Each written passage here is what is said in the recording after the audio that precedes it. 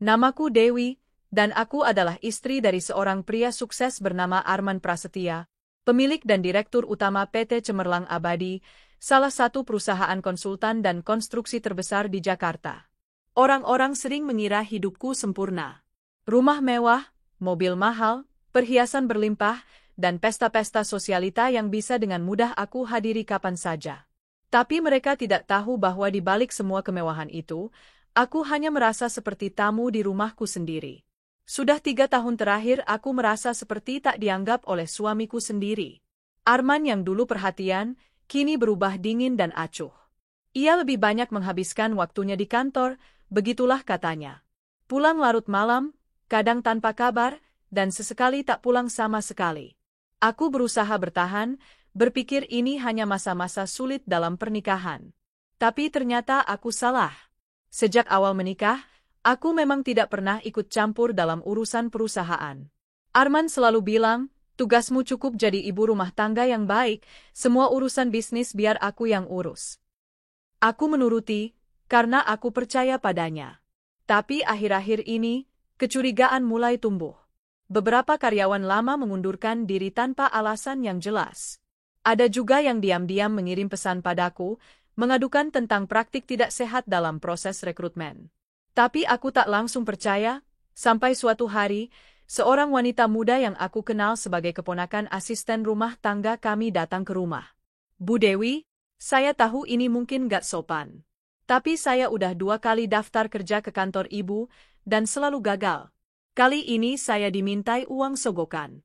Jumlahnya 25 juta rupiah. Katanya supaya saya bisa diterima, ujarnya sambil menangis tertahan. Siapa yang minta uang? Tanyaku, mencoba tenang. Namanya Bu Vina. Dia katanya dekat dengan Pak Arman, dan katanya juga beliau tahu soal ini. Aku nyaris tak percaya. Nama itu, Vina, terdengar familiar. Aku pernah mendengarnya disebut oleh Arman, katanya salah satu manajer rekrutmen terbaik yang dia punya. Tapi jika benar dia yang memeras pelamar kerja, dan Arman tahu serta membiarkan, itu berarti ada sesuatu yang jauh lebih kotor di balik semua ini. Malam itu aku duduk di kamar sendirian. Arman belum pulang, padahal jam sudah menunjukkan pukul 23. Pikiranku berkecamuk. Aku tahu aku tidak bisa hanya diam. Aku harus mencari tahu sendiri apa yang sebenarnya terjadi di perusahaan yang seharusnya juga milikku. Karena bagaimanapun, sebagian besar saham PT Cemerlang Abadi atas namaku. Aku ikut mendirikan perusahaan itu dulu dari nol, saat kami masih belum punya apa-apa. Aku juga punya hak untuk tahu dan melindungi apa yang kami bangun bersama. Maka malam itu aku membuat keputusan besar. Aku akan melamar kerja di perusahaan suamiku sendiri. Aku mengubah penampilan. Rambut panjangku yang biasanya terawat rapi, aku ikat asal-asalan. Kacamata besar menutupi sebagian wajahku. Aku pinjam KTP milik sepupuku, dan membuat CV dengan nama samaran, Rani Kusuma.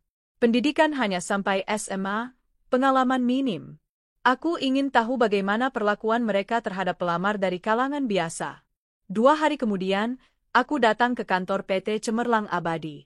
Tak ada yang mengenali aku, bahkan satpam depan pun bersikap cuek. Aku disuruh mengisi formulir pendaftaran dan menunggu. Aku duduk di antara belasan pelamar lain, sebagian terlihat lelah dan cemas.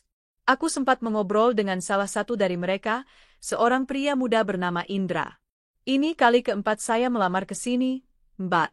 Tapi katanya sih kalau nggak setor, susah dapat kerja, katanya setengah berbisik.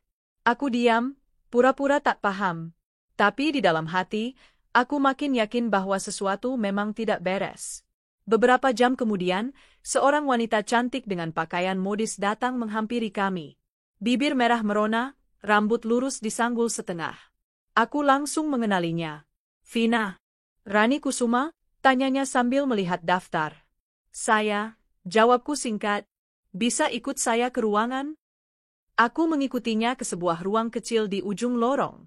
Begitu pintu tertutup, wajah ramah Vina langsung berubah serius. Kamu tahu kan, di dunia kerja sekarang, kemampuan saja nggak cukup. Perlu dukungan. Dan di perusahaan ini, kita punya sistem yang lebih efisien. Kalau kamu serius mau kerja, ada biaya administrasi yang harus kamu bayarkan, ujarnya, santai seolah meminta ongkos taksi. Berapa? Tanyaku, tetap menjaga nada suara datar. 35 juta rupiah. Nanti aku bantu urus sampai kamu diterima. Tanpa seleksi ribet. Aku terdiam. Nominal itu sangat besar, apalagi untuk seorang pelamar kerja biasa. Aku berpura-pura ragu. Kalau nggak punya uang segitu, ya kamu bisa pulang. Kita nggak butuh orang yang cuma bisa ngeluh miskin. Tapi kalau kamu bisa bayar, besok juga bisa langsung training, katanya sambil tersenyum sinis. Saat itu aku tahu, permainan ini sistematis. Bukan hanya 1-2 oknum, tapi seperti jaringan yang terorganisir. Dan jika benar Vina dekat dengan Arman, maka besar kemungkinan suamiku pun tahu dan mungkin bersekongkol. Aku pulang ke rumah malam itu dengan hati berat. Arman belum pulang. Lagi-lagi, aku menunggu sambil menyiapkan semua rencana. Aku tak bisa menunda lagi. Ini bukan hanya tentang pekerjaan dan uang. Ini tentang pengkhianatan. Tentang bagaimana orang-orang yang paling aku percayai ternyata menyimpan niat untuk menjatuhkanku secara perlahan. Esoknya, aku kembali ke kantor membawa alat rekam tersembunyi dan uang sogokan palsu yang telah dipersiapkan. Aku akan membiarkan mereka terjebak lebih dalam. Dan pada saatnya, aku akan buka topeng mereka satu persatu. Aku memandangi bayanganku di cermin kecil toilet kantor perusahaan yang dulu aku dan Arman bangun bersama. Penampilanku begitu jauh berbeda dari seorang Nyonya Dewi, istri pemilik perusahaan. Kini aku hanya Rani Kusuma, pelamar kerja dengan wajah lelah dan sorot mata penuh harapan. Tapi di balik mata itu, aku menyimpan dendam, rasa sakit, dan niat untuk membuka semua kebusukan yang selama ini tersembunyi di balik dinding megah kantor ini. Pagi itu aku membawa alat perekam kecil yang kutempelkan di balik kancing bajuku. Isinya kosong, namun cukup untuk merekam suara siapapun yang coba meminta uang sogokan padaku lagi. Aku juga membawa amplop berisi uang palsu, yang sebenarnya hanya lembaran cetakan mainan. Tujuannya jelas, untuk memancing. Vina kembali memanggilku ke ruangannya. Rani, kamu sudah siap dengan administrasinya? Tanyanya langsung, tanpa basa-basi. Aku mengangguk pelan, pura-pura malu-malu. Saya bawa, Bu. Tapi saya benar-benar harap ini bukan penipuan. Vina tertawa kecil, menyilangkan kakinya sambil menyandarkan punggung di kursi empuk. Kalau aku tipu kamu, aku juga bisa kehilangan jabatan. Lagi pula, aku orang kepercayaan Pak Arman. Kamu pikir aku sembarangan? Kalimat itu seperti sengatan listrik di tubuhku. Orang kepercayaan Pak Arman. Jadi benar dugaanku, suamiku tahu soal ini. Bahkan mungkin menikmati keuntungan dari praktek kotor ini bersama Vina. Aku menyerahkan amplop itu dengan tangan gemetar, bukan karena takut, tapi karena marah. Vina membuka isinya dan menghitung cepat. Oke, besok kamu mulai training. Jangan bilang siapa-siapa ya, kita punya prosedur rahasia, katanya sambil menyeringai. Baik, Bu. Terima kasih, kataku, pura-pura bahagia. Begitu keluar dari ruangan itu, kakiku terasa lemas. Tapi aku tahu, itu baru langkah awal. Rekaman yang kudapat hari ini harus diamankan. Aku langsung pergi ke warnet terdekat dan menyimpan salinannya ke cloud rahasia. Setelah itu aku kembali ke rumah, dan seperti biasa, Arman belum juga pulang. Hampir seminggu penuh aku menjalani training sebagai karyawan baru. Selama itu pula aku menyaksikan betapa rusaknya sistem di dalam perusahaan ini. Banyak karyawan yang tidak kompeten namun duduk di posisi penting, ternyata mereka adalah anak titipan, mereka yang membayar sogokan lebih tinggi atau punya koneksi dengan Vina. Tak hanya itu, aku juga mendapati bahwa Vina bukan hanya sekadar manajer rekrutmen. Ia memiliki akses ke berbagai dokumen penting perusahaan. Bahkan beberapa kontrak proyek besar ditandatangani olehnya dengan izin langsung dari Arman. Itu jelas ilegal. Arman sebagai pemilik perusahaan seharusnya tak menyerahkan otoritas sebesar itu pada orang luar, kecuali jika ada hubungan istimewa. Dan kecurigaanku akhirnya terbukti. Hari Jumat sore, saat kantor mulai sepi, aku menyelinap ke lantai atas, tempat ruang direksi berada. Dengan identitas samaran dan seragam pegawai biasa, aku bisa bebas berkeliaran. Aku melihat sendiri Arman dan Vina keluar dari ruangan yang selama ini hanya digunakan oleh Arman untuk rapat tertutup. Mereka tertawa bersama, Vina menggandeng lengan Arman tanpa ragu. "Kita ke restoran favorit kita yuk, sayang," kata Vina sambil menyender manja di bahu suamiku. Arman hanya tersenyum dan mengusap kepala wanita itu. Aku tak bisa lagi menahan perasaan. Air mataku hampir jatuh, bukan karena cemburu, tapi karena dikhianati oleh dua orang yang paling aku percaya. Malamnya, Arman pulang seperti biasa, larut dan tanpa beban. Aku sudah ada di kamar, pura-pura tidur. Dia hanya masuk, mandi sebentar, lalu langsung tidur tanpa menyapaku sama sekali. Bahkan tidak menyentuhku. Aku benar-benar seperti benda mati di rumah ini. Tapi tak apa. Aku punya misi lebih besar. Hari Senin berikutnya, aku menyerahkan salinan rekaman dan dokumen yang aku salin ke sahabat lamaku, Ratna, seorang pengacara andal yang pernah membela kasus korupsi besar di Jakarta. Aku tahu ini akan berat, RAT. Tapi aku tidak punya pilihan, kataku. Ratna membaca semua dengan tatapan serius. Ini bukan cuma soal suamimu berselingkuh, Dewu.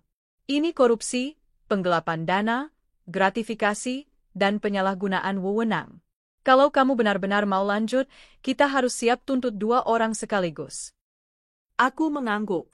Aku sudah siap, bahkan kalau perlu aku sendiri yang maju ke meja hijau. Ratna menepuk tanganku pelan. Kamu wanita kuat, Dewu. Mari kita ajari mereka cara menghargai kejujuran dan keadilan. Beberapa hari kemudian, aku kembali masuk sebagai karyawan, biasa. Tapi kali ini aku tak hanya merekam, aku mulai mengorek informasi dari dalam. Beberapa karyawan mulai percaya padaku. Mereka membisikkan hal-hal yang selama ini tak berani mereka ungkap. Mbak Rani, saya dulu juga dimintai uang waktu mau kerja. Tapi saya takut ngelapor. Teman saya yang ngelapor malah langsung dipecat, kata seorang resepsionis. Ada juga yang bilang kalau Vina bahkan menentukan siapa yang boleh naik jabatan berdasarkan uang pelicin. Sistem benar-benar bobrok. Dan Arman? Dia tahu semua tapi membiarkan, karena dia terlalu sibuk menikmati kemesraan dengan pelakor yang menyamar sebagai profesional. Akhir pekan pun tiba. Bersama Ratna dan dua penyidik swasta yang telah kami sewa, kami menyiapkan operasi. Aku akan mengajak Vina bertemu langsung, berpura-pura ingin memperkenalkan teman pelamar yang juga siap membayar sogokan lebih besar. Kami memasang alat rekam di sebuah ruangan kosong yang biasa dipakai wawancara internal. Vina datang dengan wajah sumringah karena dia pikir akan mendapat cuan lagi. Tapi kali ini dia terjebak. Jadi teman kamu mana, Ran? Tanya Vina. Tak lama kemudian, dua orang berpakaian formal masuk. Bukan pelamar, tapi penyidik yang langsung menunjukkan identitas dan surat perintah pemeriksaan. Vina panik. Apa ini? Kalian siapa? Aku berdiri dan menatapnya tajam, melepas kacamata dan topi yang biasa kupakai. Saya Dewi, istri sah Arman Prasetya, pemilik utama perusahaan ini. Dan kamu, Vina, akan segera merasakan apa rasanya mempermainkan hidup orang lain demi uang. Vina memucat. Ia mundur beberapa langkah, namun tak bisa lari. Petugas langsung memborgol tangannya. Tangis dan teriakannya menggema di lorong kantor. Pak Arman. Saya mau telepon Pak Arman. Dia tahu semua ini. Jangan cuma salahin saya. Kalimat itu justru jadi peluru tambahan bagiku. Semua terekam. Aku hanya menatapnya dengan tatapan tajam. Tenang. Suamiku juga akan dapat giliran. Cerita belum selesai. Arman belum tahu bahwa skandal ini baru saja meledak. Aku sudah menyiapkan pertemuan langsung antara dia, aku, dan para penyidik. Dan saat itu tiba, aku akan buka semua kartu. Karena ini bukan hanya soal kesetiaan. Ini soal keadilan. Soal harga diri. Soal hakku sebagai istri dan sebagai pemilik sah perusahaan ini. Kabar penangkapan Vina langsung menjadi bisik-bisik di seluruh perusahaan. Banyak yang tak percaya, wanita cantik yang selama ini terlihat profesional dan bersikap ramah, ternyata adalah otak di balik praktik kotor yang mencoreng nama perusahaan. Tapi aku tahu, cerita ini belum selesai. Target utamaku belum tersentuh, Arman, suamiku, Orang yang selama ini kutemani dari nol, namun diam-diam berkhianat di belakangku. Pagi itu aku sengaja duduk di ruang direksi utama. Aku sudah tidak memakai penyamaran. Rambutku yang dulu disanggul sederhana kini terurai rapi. Blazer mahal dan heels menunjukkan siapa aku sebenarnya. Beberapa staf yang lewat menatapku bingung, bahkan tak sedikit yang ternganga. Mungkin mereka mulai sadar bahwa Rani dan Bu Dewi adalah orang yang sama. Beberapa menit kemudian, Arman datang dengan wajah marah. Ia baru saja mendarat dari luar kota dan mendengar kabar bahwa Vina, wanita yang ia agung-agungkan, ditangkap di kantor sendiri, disaksikan karyawan lain. Begitu pintu ruang direksi dibuka, ia langsung membanting map ke meja. Apa-apaan ini, Dewi? Kamu tangkap Vina? Kamu gila? Aku menoleh perlahan, menatap matanya dengan tenang. Bukan aku yang tangkap, hukum yang menangkapnya. Aku hanya menyediakan bukti. Dia wanita baik. Dia salah satu aset terpenting perusahaan. Kau tidak tahu apa? Aku berdiri. Justru karena aku tahu, makanya aku bertindak. Aku tahu dia minta uang sogokan ke calon karyawan. Aku tahu dia menjual jabatan. Aku tahu dia menandatangani kontrak penting atas izinmu. Dan yang paling penting, aku tahu dia bukan sekadar manajer biasa bagimu. Wajah Arman memucat. Untuk pertama kalinya setelah sekian lama, dia tak bisa bicara. Kenapa, men? Tanyaku lirih. Apa salahku sampai kamu tega menyandingkan wanita lain di hidupmu? Apa aku kurang? Kurang cantik? Kurang pintar? Kurang setia? Dia terdiam, tapi lalu mencoba membela diri. Dewi, kamu terlalu sibuk urus rumah, kamu nggak paham dunia bisnis. Aku butuh partner kerja yang bisa aku andalkan. Lalu kamu tidur dengannya, potongku tajam. Itukah yang kau maksud dengan partner kerja? Atau mungkin karena dia bisa bantu kamu korupsi tanpa banyak tanya? Arman mulai gusar. Hati-hati bicara, Dewi. Ini menyangkut reputasiku. Reputasimu? Aku tertawa sinis. Reputasimu sudah hancur sejak kamu memalsukan tanda tanganku di dokumen saham. Sejak kamu dan Vina berencana mencopot aku dari kepemilikan perusahaan ini sedikit demi sedikit. Kau pikir aku tidak tahu? Wajah Arman membatu. Tangannya mengepal. Aku sudah siapkan semua buktinya, lanjutku. Termasuk rekaman saat Vina menyebut kamu ikut mengetahui semua praktek sogokan itu. Aku punya data rekening masuk, bukti transfer, juga log aktivitas sistem yang membuktikan kamu menyetujui semua keputusan ilegal itu. Arman mulai panik. Kamu nggak akan berani bawa ini ke polisi, ucapnya pelan. Aku menatapnya dengan dingin. Sudah, men. Semuanya sudah berjalan. Aku bukan wanita bodoh yang cuma duduk diam menunggu direndahkan. Ini perusahaanku juga. Dan kamu sudah berkhianat, baik sebagai suami maupun sebagai mitra. Tiba-tiba, pintu ruangan terbuka. Ratna masuk bersama 2 penyidik dan seorang jaksa. Mereka membawa berkas tebal dan 1 surat penetapan penyitaan. Pak Arman Prasetya, kami datang untuk memeriksa dan menyita beberapa dokumen serta perangkat elektronik di kantor ini. Saudara diduga terlibat dalam praktik gratifikasi dan penggelapan dana perusahaan, ujar penyidik dengan suara tegas. Arman berdiri kaku. Apa maksud kalian? Saya pemilik perusahaan ini. Ratna angkat bicara. Bukan sepenuhnya. Sebagian besar saham atas nama Bu Dewi. Dan beliau memiliki kuasa hukum yang sah. Kami mohon kerjasamanya, Pak Arman. Aku memandangi wajah Arman yang perlahan kehilangan warna. Wajah pria yang dulu begitu gagah, kini tampak kecil di hadapan hukum yang tak bisa dibelinya. Kabar tentang penangkapan Vina dan pemeriksaan Arman menyebar cepat. Banyak karyawan yang awalnya bungkam, kini mulai bersuara.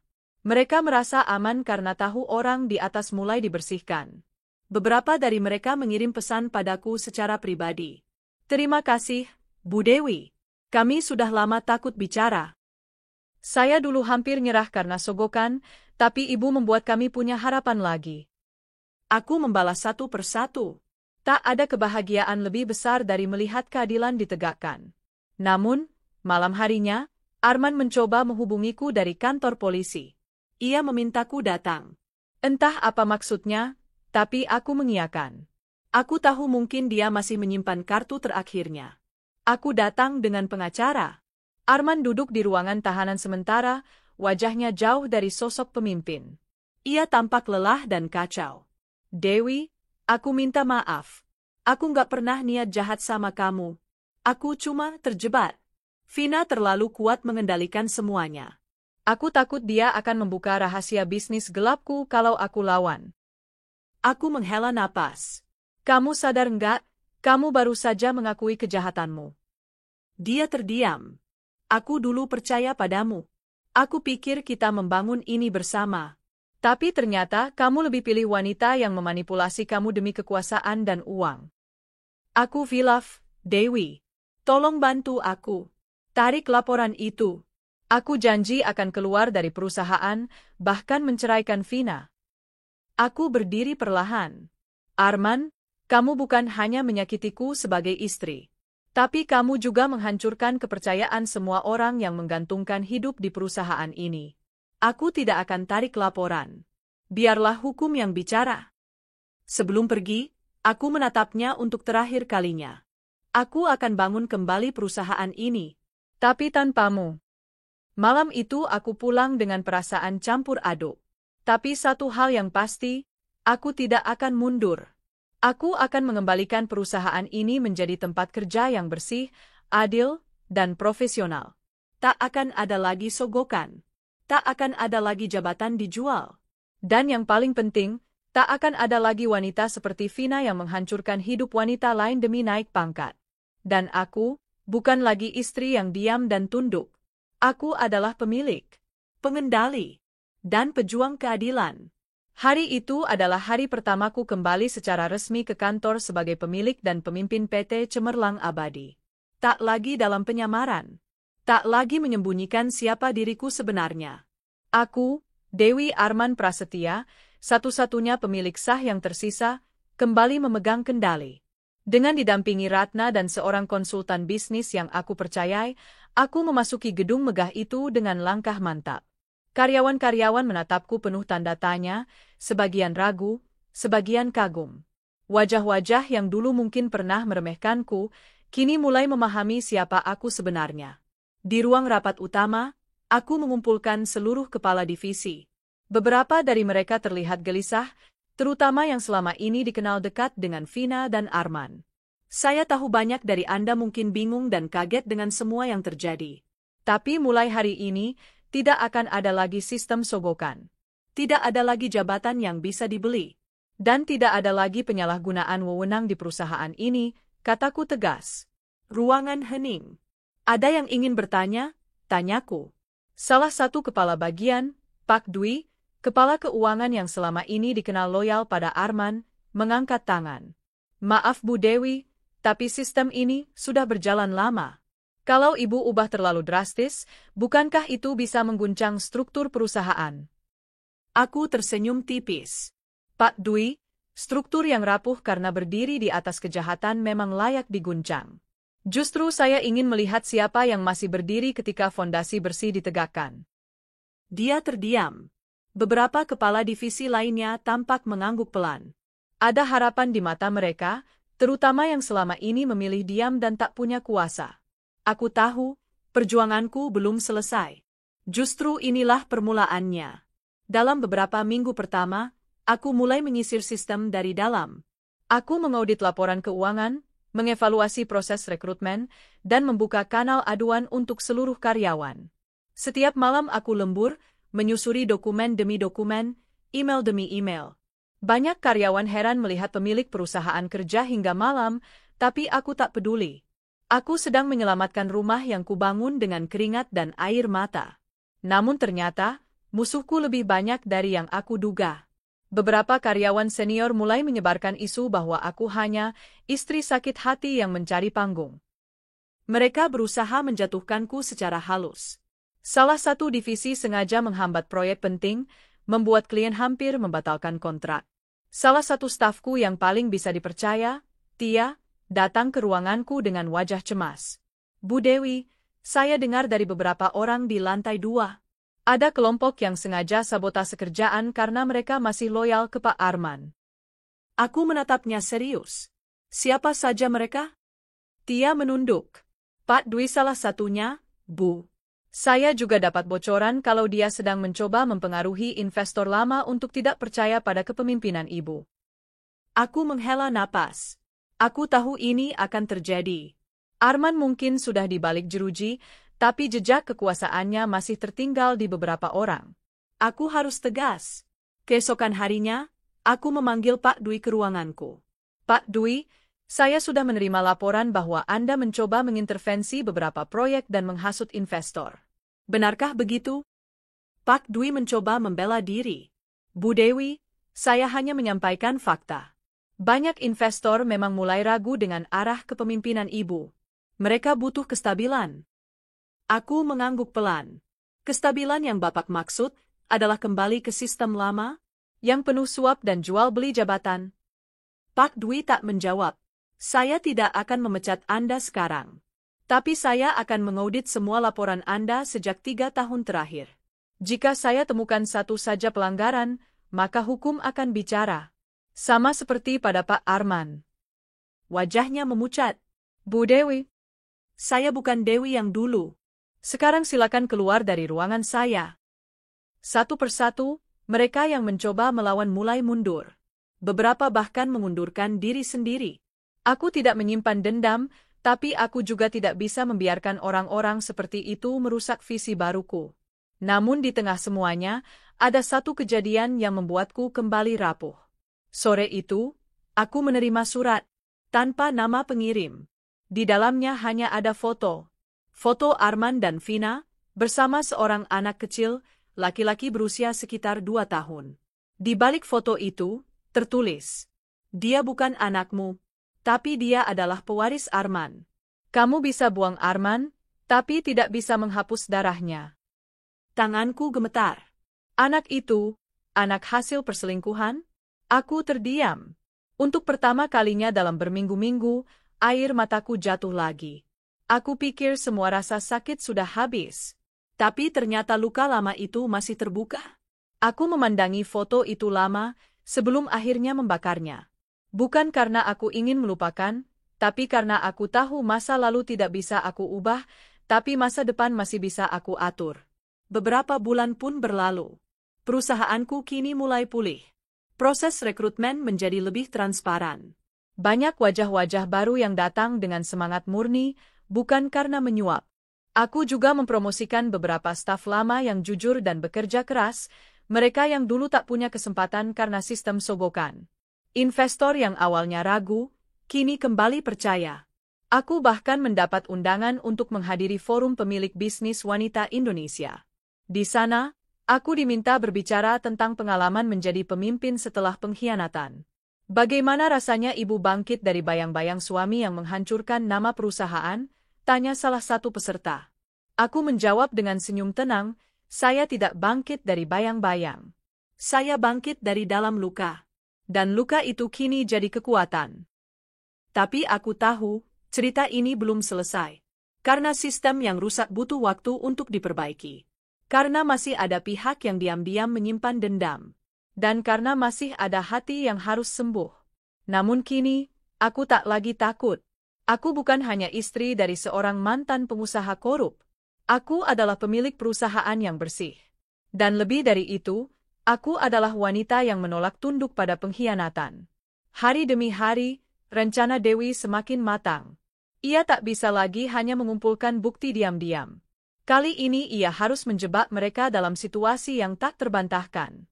Bukan hanya untuk keadilan, tapi juga untuk mengembalikan martabatnya sebagai istri sah, sebagai pemilik saham mayoritas perusahaan yang nyaris dijebak jatuh. Bersama pengacaranya, Bu Retno, dan tim detektif swasta, mereka menyusun strategi jitu. Kita harus punya bukti nyata transaksi. Tidak cukup hanya dengan laporan dan dugaan. Kita butuh tindakan langsung, ujar Bu Retno tegas. Dewi mengangguk. Aku akan jadi umpan.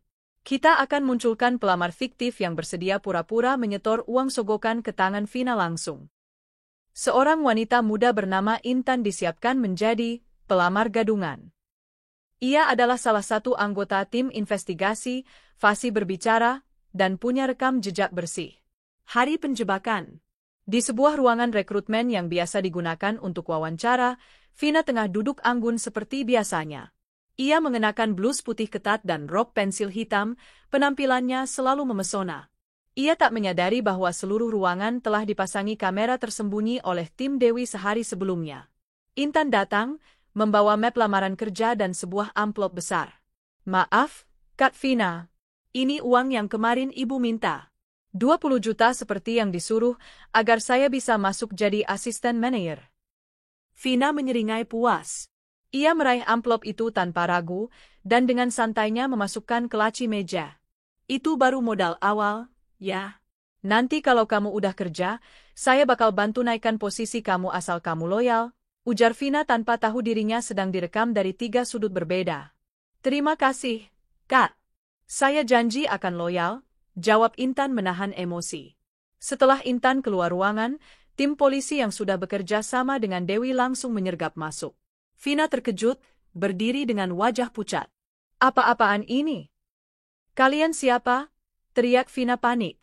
Polisi. Anda ditangkap atas dugaan penipuan, penyalahgunaan jabatan, dan pemerasan.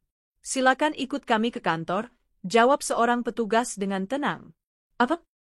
Tidak. Kalian tidak bisa tangkap saya begitu saja. Vina mencoba melawan, tapi 2 petugas wanita langsung menggiringnya keluar ruangan. Seketika kantor menjadi gempar. Para karyawan berdiri dari kursi, membisu menyaksikan wanita yang selama ini paling galak dan arogan di kantor dibawa pergi oleh polisi. Suara kamera ponsel dan bisik-bisik mulai menyebar. Dan saat semua mata menoleh ke arah pintu masuk, Dewi masuk dengan percaya diri. Kali ini tidak lagi menyamar.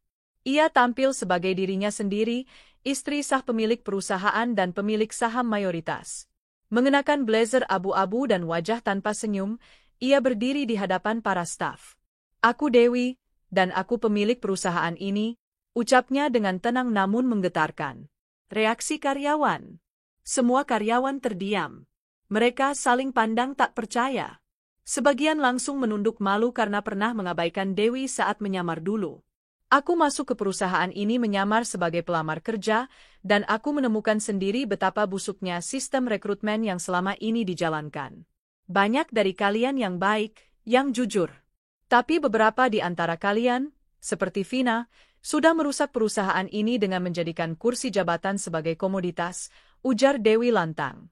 Salah satu staf yang dulu pernah memperingatkan Dewi saat menyamar, Riko, menatap dengan mata berkaca-kaca. Ia mendekat dan berkata, Bu Dewi, saya minta maaf. Saya dulu tidak tahu. Tapi saya bersyukur Ibu turun tangan langsung. Dewi menatapnya dan tersenyum kecil. Tidak apa. Sekarang waktunya kita bersihkan perusahaan ini. Kabar ke Arman. Kabar penangkapan Vina cepat menyebar hingga ke telinga Arman. Ia sedang duduk di ruangannya ketika salah satu staf senior panik masuk. Pak, Vina ditangkap polisi. Dan Bu Dewi. Bu Dewi ternyata menyamar selama ini dan mengungkap semuanya. Arman langsung berdiri. Apa? Tidak mungkin. Ini pasti salah paham. Dengan langkah terburu-buru, Arman turun ke ruang lobi. Tapi sudah terlambat. Vina telah dibawa polisi, dan Dewi tengah memimpin rapat darurat bersama staf dan pihak hukum.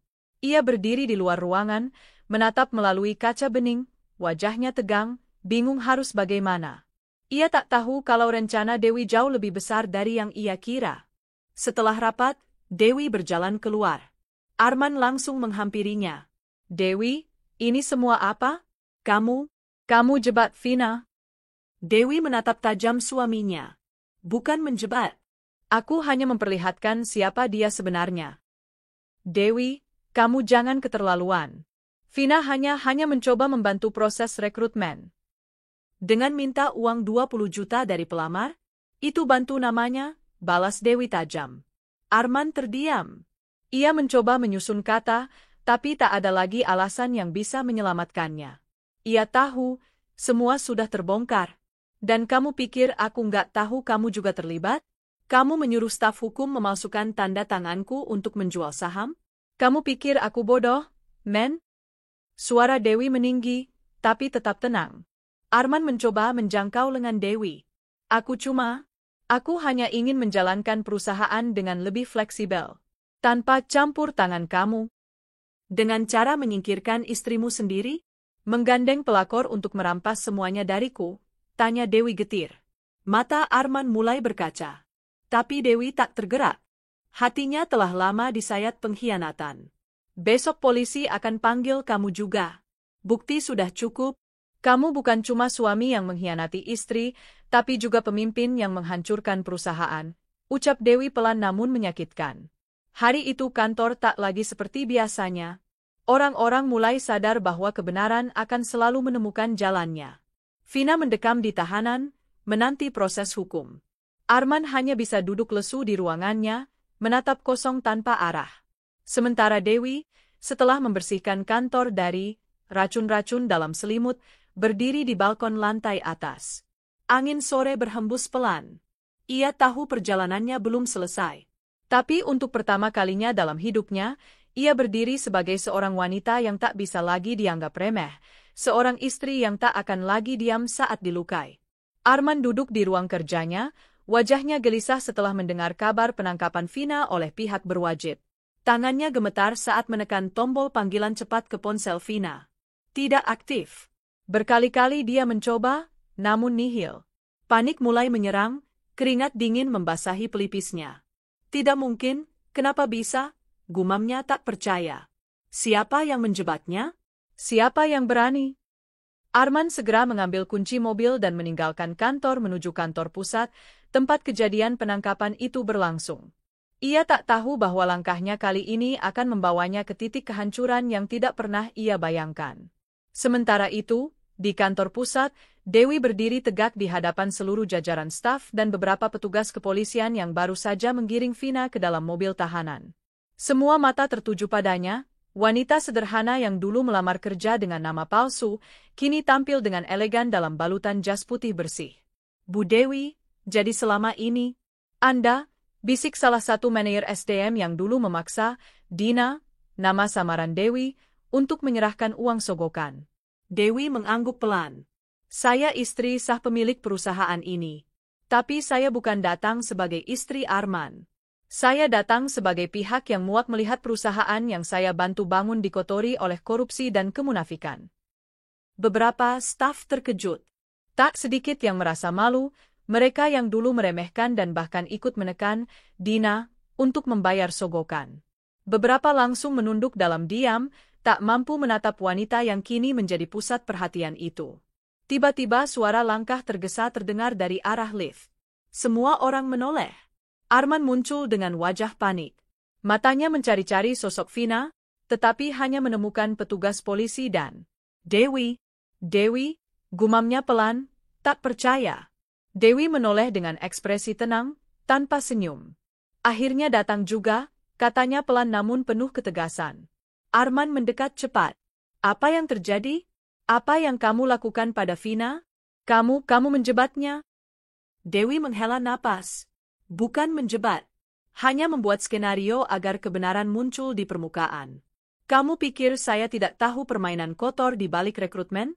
Kamu pikir saya buta? Dewi, kamu nggak paham situasinya. Vina cuma bantu aku. Aku nggak pernah tahu dia minta sogokan dari pelamar. Dewi tertawa kecil, getir. Kamu pikir aku sebodoh itu? Aku punya semua rekaman, bukti transfer, bahkan surat izin internal yang kamu tanda tangani untuk memuluskan perekrutan ilegal. Kamu kira semua akan hilang begitu saja tanpa jejak? Arman mulai gugup. Dewi, aku suamimu. Kamu nggak bisa? Justru karena kamu suamiku, aku lebih kecewa. Suara Dewi mulai bergetar. Aku rela mengalah, tidak ikut campur urusan kantor. Tapi kamu mengkhianatiku. Kamu rampas kepercayaanku, cintaku, bahkan kamu mencoba menyingkirkan aku dari perusahaan ini secara diam-diam. Tunggu, apa maksudmu? Arman mundur satu langkah, wajahnya mulai pucat. Dewi mengambil sebuah map dan menyerahkannya ke salah satu petugas. Ini bukti bahwa Arman memasukkan tanda tanganku dalam dokumen pelepasan saham, juga percobaan perceraian yang dilakukan secara diam-diam tanpa sepengetahuanku. Petugas polisi mengangguk. Kami akan menyelidiki lebih lanjut, Bu Dewi. Namun berdasarkan laporan awal dan bukti yang sudah kami kumpulkan, suami Anda dapat ditahan sementara untuk proses penyidikan lebih lanjut. Apa? Arman membelalak. Kalian gak bisa seenaknya menahan aku. Aku pemilik perusahaan ini. Salah. Saya yang pemilik utamanya. Dewi menatapnya tajam. Sebagian besar saham ada di tangan saya sejak awal. Hanya saja, selama ini saya percaya penuh pada kamu. Itu kesalahan terbesar saya. Petugas mulai mendekat dan membaca hak-hak Arman sebagai tersangka. Tangannya diborgol. Wajah Arman pucat pasi, matanya masih tertuju pada Dewi yang berdiri dengan tenang, namun air mata terlihat menetes di sudut matanya. Kamu tega, Dewi, kamu tega, desis Arman lirih. Dewi menjawab dengan suara bergetar namun mantap, yang tega itu kamu, Arman. Aku hanya sedang membela diri dan membersihkan semua racun dalam hidupku. Setelah Arman dan Vina resmi dibawa ke kantor polisi, suasana kantor berubah drastis. Para staf mulai merasakan tekanan moral atas apa yang selama ini terjadi. Banyak yang menghubungi HR dan pengacara perusahaan, mengaku pernah diminta sogokan atau menyaksikan praktik serupa. Dewi menggelar rapat darurat bersama tim hukum dan para pemegang saham.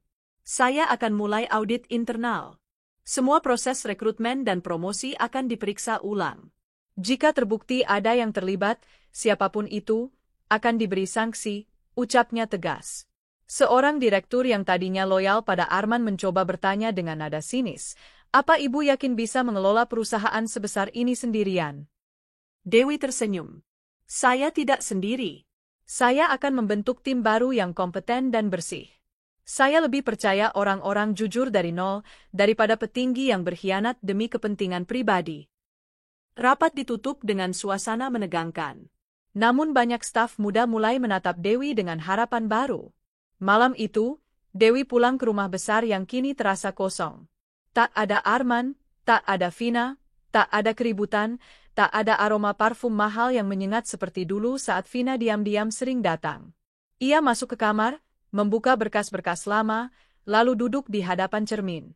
Ia menatap dirinya sendiri, wanita yang selama ini diremehkan, dikucilkan, bahkan dihancurkan secara perlahan oleh orang yang paling ia percaya. Namun kini, di balik kesedihan dan luka, ia melihat kekuatan baru. Aku telah memulihkan diriku. Dan aku akan menyembuhkan perusahaan ini dan hidupku, ucapnya pelan. Tangannya meraih sebuah bros yang dulu selalu ia kenakan saat pertama kali menemani Arman membangun usaha mereka. Ia menyematkannya kembali di dada, sebagai simbol kebangkitan. Dewi tahu, perjalanan ini belum selesai. Tapi ia juga tahu, bahwa ia kini tidak lagi menjadi wanita yang diam dan menelan kepahitan dalam sunyi.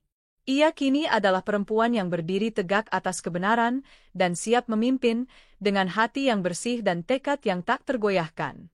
Beberapa minggu telah berlalu sejak penangkapan Arman dan Vina. Nama perusahaan yang sempat tercoreng akibat skandal korupsi kini mulai kembali dipulihkan. Media ramai memberitakan tentang wanita yang menyamar menjadi pelamar kerja demi membongkar praktik sogokan di kantornya sendiri. Sebagian memujanya, sebagian tak percaya bahwa Dewi, wanita sederhana yang selama ini mereka abaikan, adalah sosok di balik perubahan besar itu. Namun bagi Dewi, semua pujian itu tak berarti apa-apa dibandingkan rasa kelegaan dalam hatinya. Ia bukan lagi perempuan yang terkungkung dalam bayang-bayang suaminya.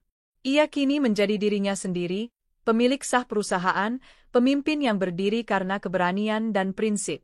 Pagi itu, Dewi mengenakan baju putih bersih, rambutnya diikat rapi. Ia ditemani pengacara dan staf perusahaannya menuju lapas kelas 1 Jakarta. Hari ini adalah jadwal persidangan vonis untuk Arman dan Vina.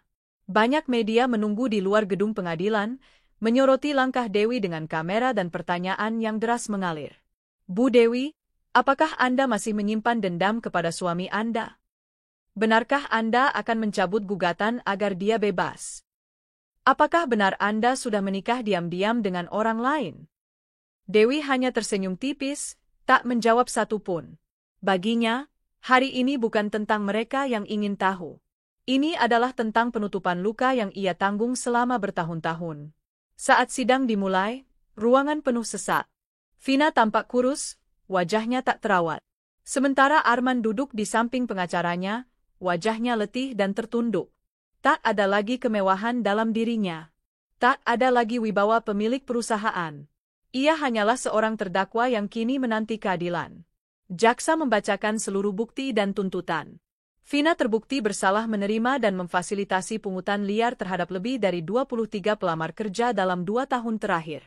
Sementara Arman dinyatakan bersalah karena membiarkan praktik tersebut berlangsung, serta menandatangani dokumen fiktif, termasuk percobaan pemalsuan tanda tangan istrinya. Akhirnya, hakim membacakan putusan. Menjatuhkan pidana kepada terdakwa Vina selama 4 tahun penjara dan terdakwa Arman selama 5 tahun penjara, serta denda masing-masing sebesar 500 juta rupiah. Jika tidak dibayar, maka akan diganti dengan tambahan masa kurungan selama 6 bulan. Suara palu sidang menggema, menandai akhir dari perjalanan gelap mereka. Arman mendongak menatap Dewi. Tatapan itu kosong, penuh penyesalan yang terlambat. Ia membuka mulutnya, namun tak ada kata yang keluar.